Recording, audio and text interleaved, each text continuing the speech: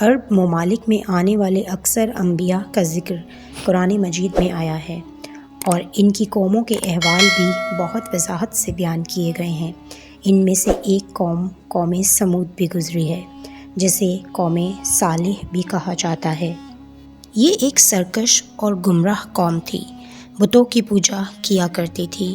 اسے راہ راست پر لانے کے لیے اللہ رب العزت نے اپنے ایک پیغمبر صالح کو مبعوث فرمایا۔ حضرت صالح علیہ السلام نے جب اپنی نبوت کا اعلان کیا اور اس سرکش قوم کو صرف ایک خدا کی عبادت کرنے کا درس دیا تو وہ آپ کے خلاف ہو گئے۔ اس قوم نے برہان یعنی دلیل روشن کا مطالبہ کیا اور کہا، اگر تم واقعی سچے نبی ہو تو پہاڑ کی چٹان سے ایک اونٹنی پیدا کر کے دکھاؤ، ایسی اونٹنی جو کہ پہاڑ سے باہر آتے ہی ایک بچہ جنے۔ اللہ تعالیٰ نے ان کا منہ مانگا معجزہ اپنے پیغمبر کو عطا فرمایا، چنانچہ پہاڑی چٹان سے ایک بہت بڑی اونٹنی نمودار ہوئی، جس نے پہاڑ سے باہر آتے ہی ایک بچہ جنا۔ اب وہ قوم آزمائش میں پڑ گئی۔ اللہ تعالیٰ کی طرف سے حکم ہوا کہ تمہارے پاس پانی پینے کا جو ذخیرہ ہے، اس میں سے ایک دن تم پانی پیو گے اور دوسرے دن سارا پانی اونٹنی پی جائے گی۔ یوں دونوں فریقوں کو اپنی باری کی پابندی کرنا ہوگی۔ قوم سمود یوں تو بہت ہنرمند قوم تھی۔ وہ چٹانوں کو تراش کر پہاڑوں میں خوبصورت گھر بنایا کرتی تھی۔ اس کی کاریگری کے چرچے دور دور تک پھیلے ہوئے تھے، لیکن اس سب کچھ کے باوجود اس کی بد دماغی اور کج روی بھی عروج کو پہنچی ہوئی تھی۔ اس کے بعد جب کہ انہوں نے مطلوبہ معجزہ دیکھ لیا تھا، انہیں نبی کی پوری اطاعت کرنی چاہیے تھی، مگر ایسا نہ ہوا۔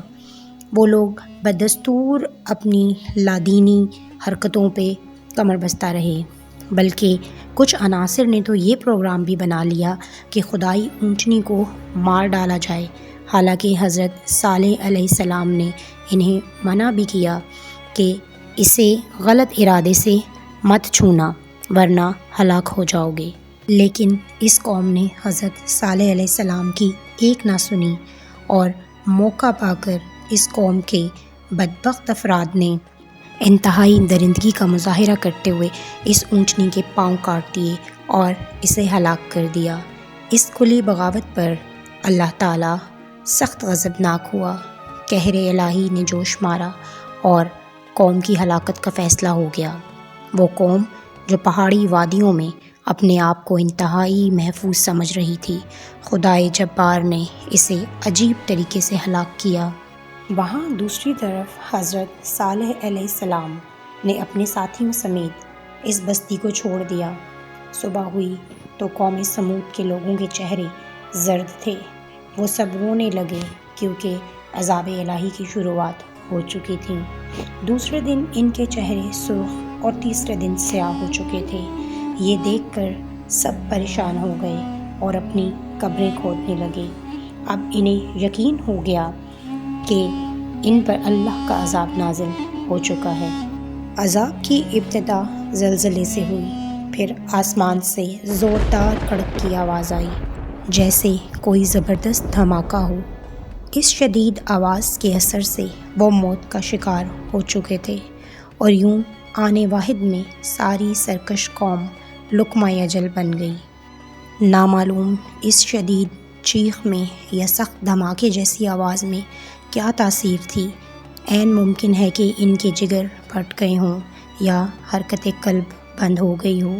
کیا معلوم اس آواز نے ان کے کانوں کے پردے پھاڑ دیے ہوں اور ان کے اجسام ریزہ ریزہ و منتشر کر دیے گئے ہوں۔ یہ تھی قوم سمود کی داستان۔ مزید ایسی ویڈیوز دیکھنے کے لیے آپ میرا چینل سبسکرائب کر لیجئے تاکہ ہر نئی آنے والی ویڈیو کا نوٹیفیکیشن آپ کو مل سکے۔